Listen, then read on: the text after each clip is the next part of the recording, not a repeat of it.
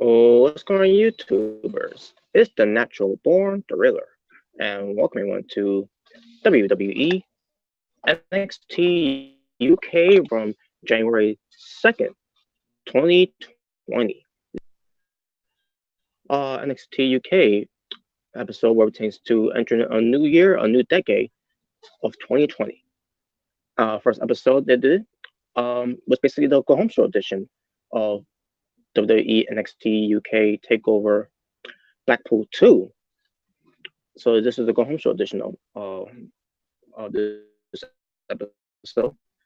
And then the week after that, they did a documentary, basically a 40-minute documentary where it pertains to WWE NXT Takeover Blackpool 2 prime target. So, okay, one moment, gotta get rid of something here. So yeah, it was called It was WWE NXT UK Takeover Blackpool 2 prime target.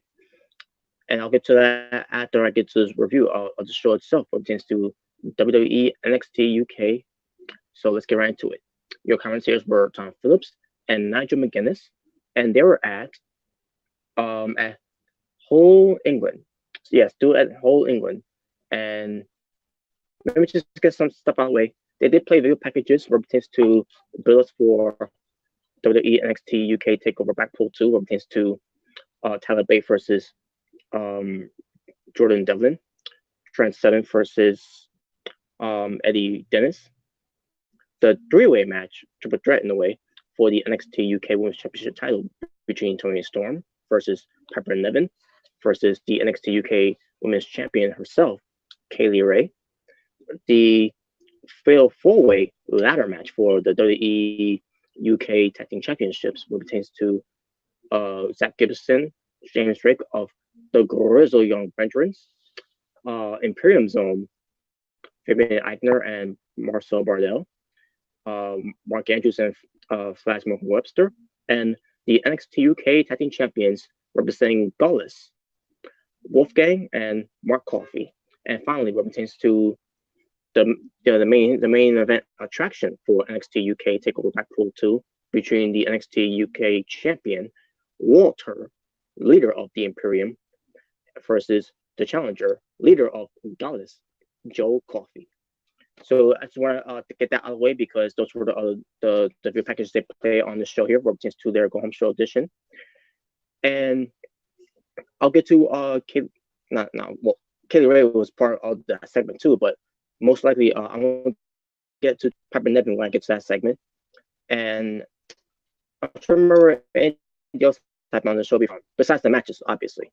What pertains to any more pertains to that involves NXT UK Takeover Blackpool too. For WWE NXT UK's their own takeover show, which is I gotta get ready to start getting this out of the way so I could move on to the preview of it. Once I get to the preview, I'm going to talk about some matches that's going to happen on the show there, and some match and one match that should have been on the show or pertains to happen on this very show here too. Well, I'll get to that when it pertains to the knockout artist. So, and probably you have some of you may are asking, so who's the knockout artist? I'll get to that when I get to it.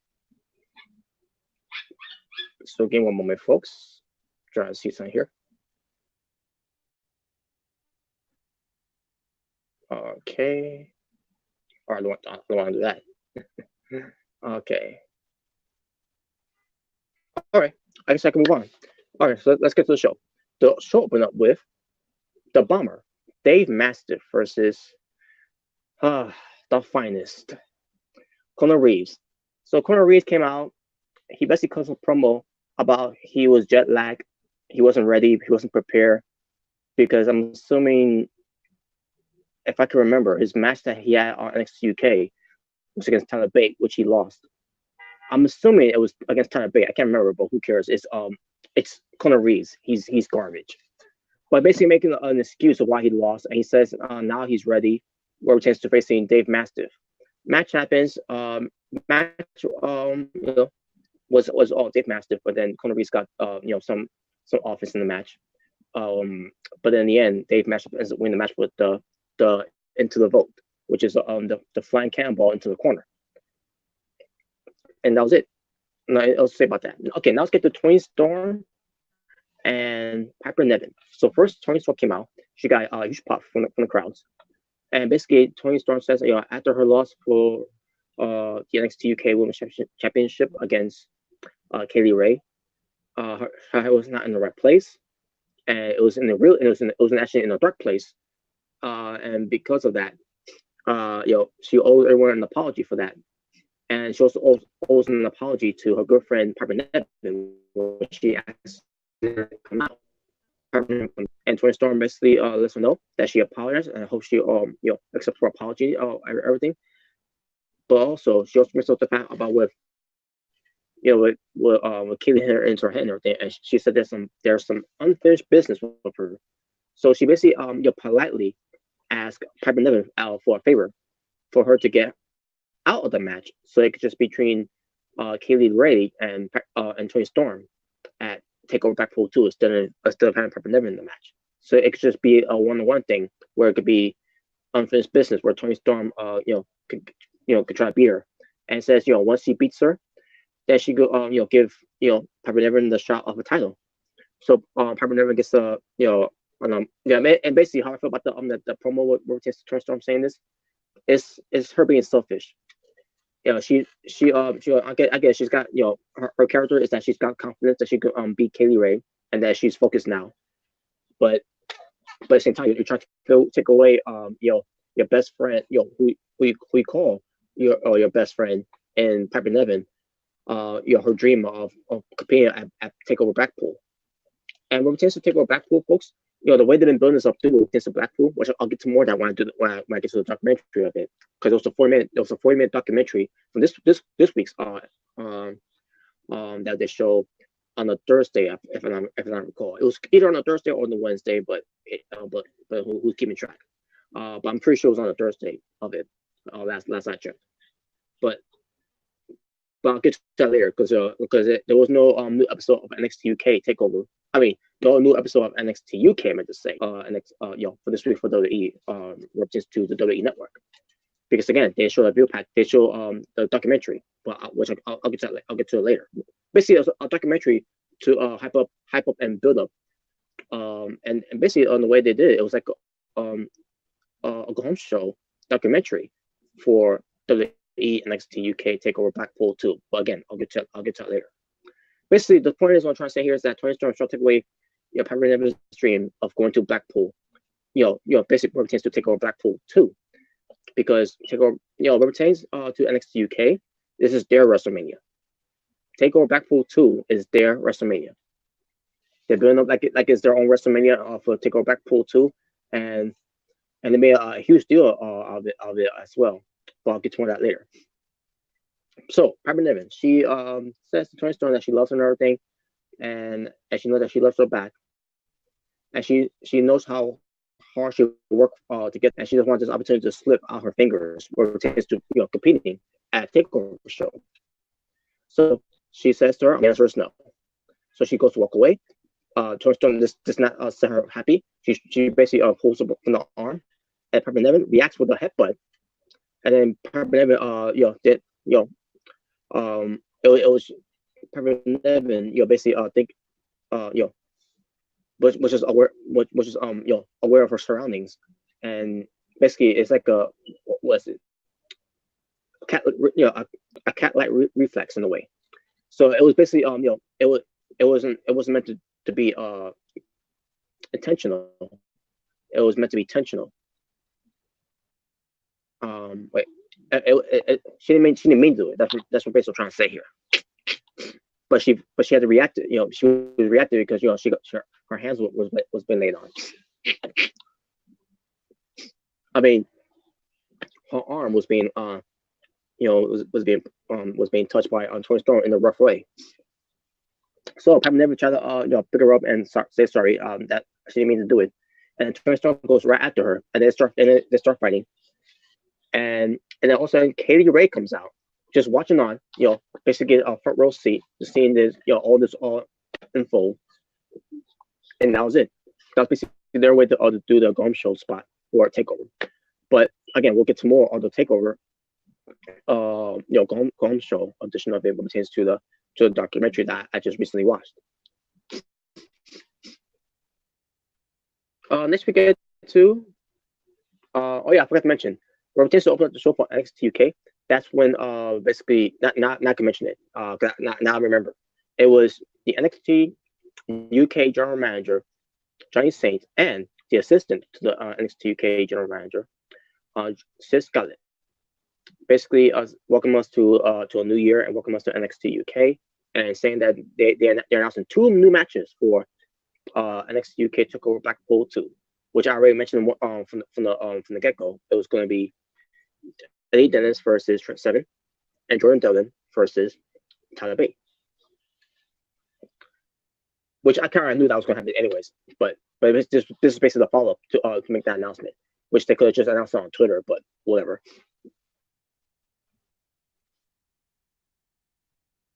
Anyways, then we get to Ligero versus the knockout artist Cassius Ohno. So the match starts with Cassius Ohno wants to just have a wrestling match with no strikes or whatever, and then Ligero at one point did strike Cassius Ohno. He's like, why'd you hit me? You know that. So I thought it was a good. Oh, I should mention too. Dave Mastiff and Conor Reeves didn't care about the match that much. Not because of Dave Mastiff, because of Conor Reeves. This match, I care about this match, because it pertains to Cassius Ohno's, storytelling, and pertains to he just want to wrestle and not do any hit, strikes, because to his hitting, which he didn't. At one point he tried to, but then Ligero go ahead of it. But then Cassius Ohno, in a way, was borrowing the mask of Ligero, and this ends up taking full advantage of it, and then finally he goes for his submission move, calling the Cassius clutch, meant to say. Cassius Ohno with a submission move, calling the Cassius clutch. And Ligero at this point he could try to fight out of it, but then he couldn't fight out of it no more, and then he taps out. So after the match, Cassius Ohno comes to promo where saying, his match with Tyler Bate was forgettable. They were just unfavorable, meant to say. Unfavorable. Unfavorable. That's what I meant to say. My apologies. Outcome, because he lost sight of what he wanted to do on NXT UK. It pertains to him, to embody himself with the environment, of living the environment of British wrestling. And he says that no one in the back, no one in the soul, that's backstage, that knows a thing about British wrestling. And I thought to myself, who could come out to confront Cassius Ohno, where they could have they could set up a match for TakeOver Blackpool 2. And the Cassius Ohno says, I am Cassius Ohno, and I am the greatest British wrestler alive. So it's at the door, by the way, because that's why she's barking. But yeah, and that was it for the promo. And then he goes to leave. I see Mr. Women, so no one's going to confront him. No one backstage is going to confront him. No one. And that was over. Wow. I was disappointed. I wanted it to be Pete Dunne. Pete Dunne versus Cassius Ohno for TakeOver Blackpool 2. That would have been awesome. But that's not what happened. So who knows what's going to happen for TakeOver Blackpool 2 if Cassius Ohno is even going to be there. Where he's going maybe he's going to issue an open challenge. But then again, that's just me getting my hopes up. But yeah, I thought it was going to lead to where someone's going to confront him, and that's not what happened at all, which is unfortunate. So whatever. We get to A-Kid. He's talking about Tyler Bate and Jordan Devlin. Look forward to see how the match is going to end up being. So Connors comes out of nowhere, interrupts the promo, and basically said he's NXT worthy. I mean, he's NXT UK TakeOver worthy, meant to say TakeOver worthy. And then AK was like, what are you doing and all that? And basically, they get nose to nose. And I thought to myself, maybe this could be a match that's going to add into the card for TakeOver Blackpool 2. And it wasn't either. I guess it's going to be from the next NXT UK show. The weekly show, not the TakeOver one. Because the story here is that Joseph Connors, he said he's NXT, he's takeover worthy, worthy. He's takeover worthy, and I thought it was going to lead to maybe later on they was going to announce the match between Joseph Connors versus A Kid. No, nothing. I don't know. To me, it just take over this home show edition was kind of a letdown. Then we get to a tag team match. It featured the team of Oliver Carter and Aston Smith versus the Outliers. The Outliers, I meant to say, in Dorian Mask and Riddick Moss. So they're going to be a tag team, and they've been on NXT UK before. This is the second time, and they're having this tag team match, and it was a decent tag team match. And a surprise swerve here. I thought Aston Smith and Oliver Carter was going to lose here because they don't win matches that much anyways. Until they did. Wow, of all the matches I thought they was going to lose here, they end up winning instead. Like, wow, I didn't see that coming. And the Outliers were obviously upset that they lost. So especially Riddick Moss, he's beat himself up with this, and then he got what's this guy's name again? Mask. Yeah, Dorian Mask. He was basically blaming him for the loss. I don't know exactly lead to a dissension, but maybe I don't know if it's not, but I don't know. It's confusing to me because we barely know them much on NXT UK anyways. But whatever.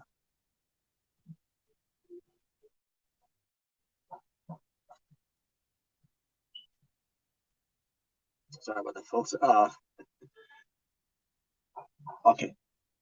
Someone's trying to call me, but that person didn't mean to call me, so I thought I was gonna ruin my video here. Holy crap! Oh god. But I'll apply to later though. I'm assuming he's trying to send me a message or something, but then I guess he must have pressed the call button by mistake. So, anyways, sorry about that, folks. What was next? All right, here we go. The main event. It will feature Ilya Dragunov versus Imperium's own Alexander Wolf in a no DQ match. And this match, started with first Dragunov coming in first into the ring, and then you had Alexander Wolf trying to make his way to the ring. He's doing his entrance first and everything. All of a sudden, out of nowhere, Dragunov just blindsides him. Where did he come from? I thought he was doing the ring. I mean, he must have went to the crowd or something. But either way, Dragunov was getting the jump start on Alexander Wolf to start this match, and then the match continued, obviously because it's no disqualification. He used candlesticks, he used steel chairs, he used tables. This match was living to its full potential of no disqualification, especially where it tends to a good performance in Alexander Wolf, where it tends to him using the candlestick. He knows how to use the candlestick very well, better than Eddie Edwards. Just saying. And basically wailing on Dragunov. Dragunov did fight back, in a way. Then we have the steel chairs involved, like I said, where chairs were thrown at chairs heads at one another to Dragunov and to Alexander Wolf. Power steel chairs in the ring where Alexander Wolf going for a German suplex to Dragunov. And that's meant to be some steel chair to Dragunov doing a coast to coast to Alexander Wolf with a steel chair, which was pretty cool. And then you have Dragunov, with the steel chair, to his windpipe by Alexander Wolf. Bam! And then using a steel chair to crush the fingers. Boom, boom! And I love the storytelling for Dragunov where he's like, that he's suffering in his pains, but he's fine through those pains at the same time. And then finally, he found the streak to get him to the Death Ride driver. Driven to a table, goes for the torpedo from Russia because the torpedo from Moscow, his finishing move that he always does, which It's at first I didn't like the move because the way it was the way it was being used at first. As someone said, as the opponent knows how to how to take, how to sell it very well, then it ends up being a very good finisher, which this was no different. It's gonna being a very good finisher at the end. So yeah, just Dragunov ends up winning the match because of that. However, after the match, uh, Jimmy Eichner and Marcel Bardell, they came out and beat down on Dragunov, adding insult to injuries. And then Walter comes out. He's going to he's doing this. He got the rest of the Imperium, especially the being down. Alexander Wolf gets back on his feet. He does this too, along with Jimmy Eichner and Marcel Bardell. As Walter, the NXT UK, the NXT UK champion, started walking down, to get to the ring. All of a sudden, Joe Coffey out of nowhere blindsides Walter with the discus lariat, and then runs off. And that was basically the go home show of represents to NXT UK, represents to the weekly shows of NXT UK. So talking about wrestling on the show was 4 matches. I'm assuming. Yes, 4 matches. My overall rating for the show represents to if NXT UK did a good job of this go home show edition to a degree. Yeah. But more of the takeover go home show was added. Was being presented more when they did the documentary, which I'm gonna get to right now. So as far as my overall rating of the show, I'm gonna go with a 6 out of 10. Flat, because of the main event, I'm gonna boost it into a 7 out of 10 instead. Very good show, especially when it comes to the wrestling as well. All right, now let me get to the WWE NXT UK TakeOver Blackpool 2 Prime Target documentary that they did that featured the participants that were there for that's going to be part of NXT UK TakeOver Blackpool 2 and Joe Coffey, Wolfgang, Mark Coffey of Gaulis, Walter, K.B. Eitner, and Marcel Bardot of Imperium, Kaylee Ray, Pepper Nevin, and Tony Storm, Trent Seven, Eddie Dennis, Tyler Bate, Jordan Devlin. Also, Mark Andrews and Morgan Webster, Zach Gibson, James Drake of the Grizzled Young Veterans. I already mentioned Imperium, which is David Eichner and Marcel Bardell. We also got guys like a William Regal, Sis Scarlett, Magic McGinnis. Triple H was on that documentary represents to the 2017 the 2017 tournament. So, and I can't remember, but yeah, and also some a few families of and friends represents to Joe Coffey in there as well. And they mentioned some things too as well pertains to pertains to those to these matches that's going to be taking place at TakeOver Blackpool 2, like for example the ladder match, which they brought up Shawn Michaels versus Razor Ramon from WrestleMania 10. They brought up Edge and Christian versus Matt Hardy and Jeff Hardy, the Hardy Boys, versus Bubba Ray Dudley and Devon, the W Boys. That ladder match, not just the ladder match, but also the TLC match. And they show a ladder matches too as well. Pertains to what ladder match can do for on these type of matches and everything.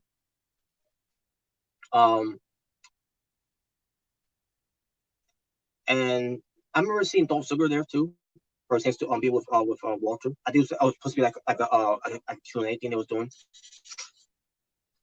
And I remember what else what they did too. Kyrie never talks about her friend who was a wrestler and unfortunately passed away.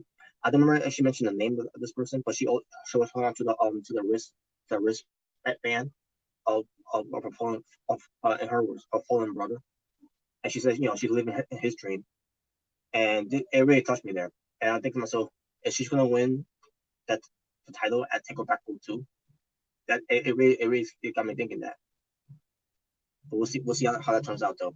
But yeah, how can I feel sympathy after that? We living losing her best friend who's like a brother to her. Trying to remember what else Unknown said. But basically the way it was done too, the whole documentary and all that, the footage that they used, the camera angles they used, just everything that they did, the whole 9 yards. It was pretty amazing, pretty cool, pretty good, pretty you know, excellent production work when it comes to building up NXT UK Takeover Blackpool 2. The way they did it, I thought it was pretty cool. So yeah, I thought it was you know, for 40 minutes of my time watching it, I thought it was pretty good. And not to showcase, you know, the personas of the characters, but also it was showcase the persona of, you know, other people of their real lives behind the characters. You know, blurring the lines of reality to fiction in a way. So I thought it was pretty cool. I give it 2 thumbs up for that one. That was a real Gong show where it pertains to building up NXT UK Takeover Blackpool 2, where it pertains to this documentary called WWE NXT UK Takeover Blackpool 2 Prime Target. You know, it obviously also features got like a Pete Dunne as well, where it pertains to you know, for a 1 year in the making build up, where it pertains to Joe Coffey, whose moment was stolen away from Walter when he made his debut at Takeover Blackpool after the match between Dunne and Joe. And here we are. We're getting Joe Coffey in the main event of Blackpool 2 once again.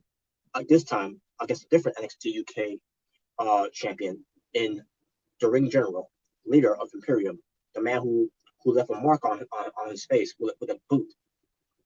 The NXT UK champion himself, Walter. So yeah, that was pretty cool the way they did, folks. And there you go. That's all I got to say for that. So that being said, I'm done. You all take care. Thank you all for watching. For It's Natural Born Driller, saying peace on the streets. But this was your WWE NXT UK review, the show from January 2nd of 2020. What pertains to giving you results of WWE NXT UK Takeover Blackpool 2 Go Home Show edition, and what pertains to giving you my thoughts and my my perspective what pertains to WWE NXT UK Takeover Blackpool 2 Prime Target. Until next time, folks, what pertains to WWE NXT UK review, which the next review, the WWE NXT UK review, where pertains to giving you the results of WWE NXT UK Takeover Blackpool 2. And I can't wait to showcase that one tomorrow. Okay, so, that being said, you all take care, stay safe,